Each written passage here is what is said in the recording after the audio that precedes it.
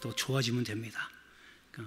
하나님 앞에 기도하면서 2025년은 24년보다 더 좋은 한 해, 더 잘 되는 한 해, 또 우리 연무대 교인들이 다 여기저기서 좋은 복을 주는 사람들을 만나서 복 받는 한 해, 그런 한 해가 되기를 주의 이름으로 축복합니다.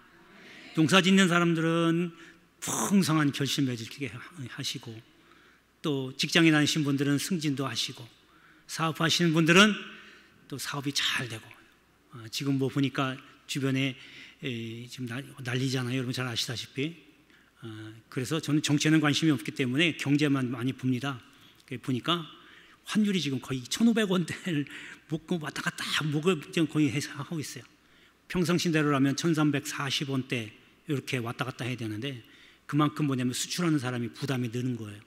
그러면 열심히 일해서 물건 만들어 가지고 외국에도 팔려면 그만큼 돈이 더 많이 들어가니까 힘든 거예요.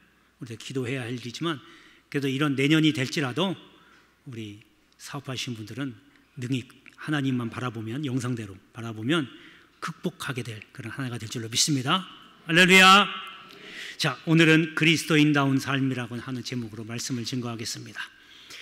여러분, 우리가 사람과 짐승의 차이점이 뭘까요? 지식적으로 보면 사람은 언어를 씁니다. 말을 해요. 그리고 두 발로 다니고 불을 사용합니다. 그러니까 짐승은 그걸 못해요. 그래서 그게 달라요. 그런데 우리가 영적인 면, 신앙적인 면, 믿음의 눈으로 바라보면요, 우리나 짐승이나 다를 게 없어요. 똑같아요. 뭐냐면 하나님께서 세상을 만드시고 여섯째 날에 흙으로 짐승을 지었어요. 그리고 그 흙으로 사람을 만들었어요. 그러니까 사람이 만든 재료나 짐승이 만든 재료나 똑같아요. 그런데 다른 거는요, 짐승에는 없는 하나님의 영이 우리에게 있는 거예요. 마지막 사람을 만드시고 그 코에 생기를 불어넣어서 살아있는 생명이 됐다고 했어요. 그 얘기는 우리 안에 하나님의 영이 있다. 그래서 짐승들은요, 본능에 의해서 움직이는 거예요. 그래서 땅만 바라보고 다니잖아요. 하늘 바라보는 짐승이 있나요? 새도 하늘에 날면서 땅을 봐요. 짐승은 다 땅을 보면 봅니다. 본능에 의해서 움직여요. 그러나 사람은 땅만 보는 게 아니에요. 하늘을 바라보고 가야 되는 거예요. 왜? 내 안에 하나님의 영이 있기 때문에 그렇습니다.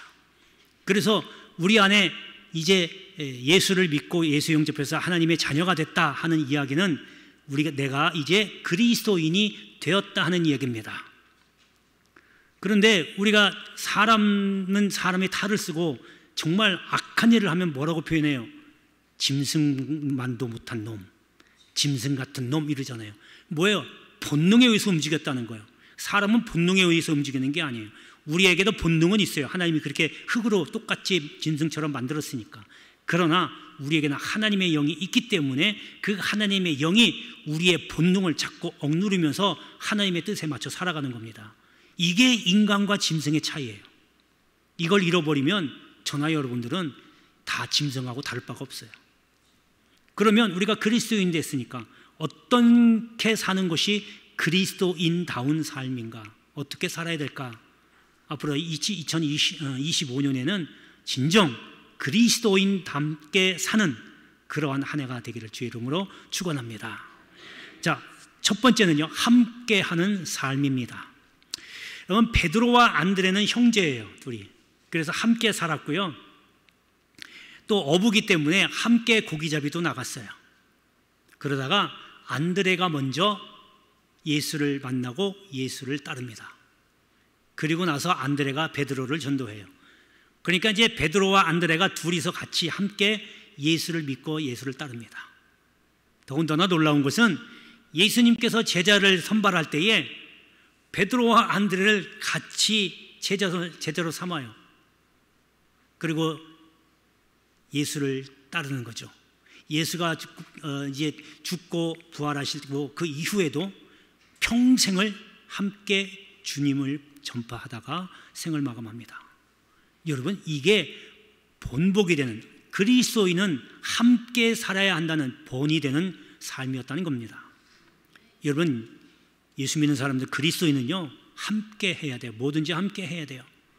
그래서 교회에서 이거 하겠습니다라면 함께 참여하세요. 여러분, 분명히 하나님 말씀하셨잖아요. 하나님을 사랑하는 자, 곧 그 뜻대로 부르시는 자들에게는 모든 것이 협력하여. 하나님은요, 혼자서 일하지 않습니다. 여러분을 하나님이 믿음의 일꾼으로 만들기 위해서 어떤 사람을 붙여서 훈련시키는 게 아니라, 그 한 사람만 훈련시키는 게 아니라 또 다른 사람을 또 붙여서 몇 명, 한 두세 명 이상 붙여가지고 믿음을 훈련시키는 거예요. 그러니까 내가 만나는 사람마다 이 사람이 하나님 나를 붙여주셨구나, 나를 훈련시키고 있구나, 이렇게 생각하셔야 돼요. 아까 오전에도 말씀드렸지만, 여러분, 저와 여러분의 만남은 우연이 아닙니다. 노래 가사 생각하지 마시고 하나님이 만나주게 해주신 거예요. 그리고 그 다음에 저와 여러분들의 관계는 본인들 몫이에요. 저도 저의 몫이고 여러분 몫이에요. 교인들 관계도 교인을 여러분, 하나님 여러분이 그냥 만나게 해주신 거지, 저 교회 갔더니 저분 계시더라, 여러분 그렇게 해서 만난 게 아니에요. 하나님이 만나게 해주셨고 관계를 이루게 해주셨어요. 그 다음에 돈독한 관계를 맺고 절친으로까지 가게 하는 것은 내 몫인 거예요. 이것이 함께하는 삶입니다. 여러분, 함께하는 삶, 함께 협력하는 것, 교회뿐만 아니라 믿는 사람들끼리도 서로 협력하는 것, 이것이 함께하는 그리스도인답게 사는 본보기 되는 삶이라는 것입니다. 할렐루야. 자, 이제 우리 본문을 보면요, 본문의 27절에 보면 예수께서 거기에서 떠나가실 때 두 맹인이 따라오매. 지금 두 맹인이 등장합니다. 그런데 이 두 맹인은요, 왕따를 당해요. 왜냐하면 당시에 이스라엘 사회는요, 좀 불치병이나 뭐 이런 몸에 이상이 있는 사람은요 멀리 하거든요. 그러니까 이스라엘 사람들이 이 두 맹인을, 두 명을 왕따시킨 거예요. 그러니까 이 두 사람은요 서로 같이 할 수밖에 없어요. 서로 의지하고 함께 다니고 기도도 함께 하고 했던 거예요. 동역자가 되는 거죠. 여러분, 우리가 동역자란 말을 쓰잖아요.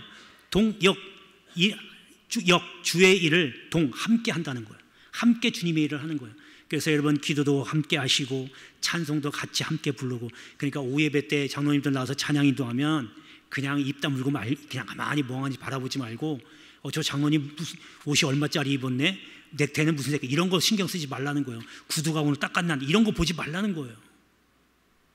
찬양 인도하면 같이 입 벌려서 크게 찬양하고 박수 치라고는 박수 치고 함께 하는 겁니다. 이게 그리스도인다운 삶입니다. 할렐루야. 제가 이렇게 할렐루야 하면 크게 아멘도 같이 맞춰주시고, 이러한 삶이 이어지게 되기를 주의 이름으로 축복합니다. 자, 두 번째는요, 끈질긴 삶입니다. 그리스도인다운 삶은 끈질긴 삶이라는 거죠. 여러분, 최초의 선교사는 바울입니다. 근데 이 바울이 복음을 전하면서 엄청나게 정말 어려움을, 가진 고난을 타당합니다. 40에 하나를 감한 매를 5번 맞았고요. 또 유대인들에게 태장을 3번 맞았고, 또 3번 배가 파손해서 바닷속에서 표류했고, 또 한 번은 또 돌을 맞았고, 이러한 일들이 막 있어요. 그러니까 고린도 후서에서 그러한 어려움을 고백을 하는 거예요. 바다의 위험과 강의 위험과 사람의 위험. 유대인들이 얼마나 예수 증거하는 사람들을 싫어했는지 바울이 옮겨 다닐 때마다 쫓아다니면서 죽이려고 해요. 심지어는 이스라엘 예루살렘에서부터 저 멀리 있는 그리스, 이 아테네에 있는 데까지 쫓아오면서 죽이려고 하는 거예요. 얼마나 싫어했으면. 그런 목숨의 위협을 받으면서까지 복음을 전거한 거예요. 그 정도 되면요, 하다가 이거 내가 뭐 하는 거지? 왜 이렇게 내가 내 목숨 바쳐가면서까지 이렇게 해야 되는지 회의감도 들 거예요. 그런데 바울은요, 표대를 향하여 갔다고 고백합니다. 말년에. 그만큼 끈질긴 선교사였어요. 포기하지 않았어요. 여러분, 갈라디아서 6장에 보면 선을 행하되 포기하지 않으면 때가 이름에 거두리라. 낙심하지 말라고 그랬어요.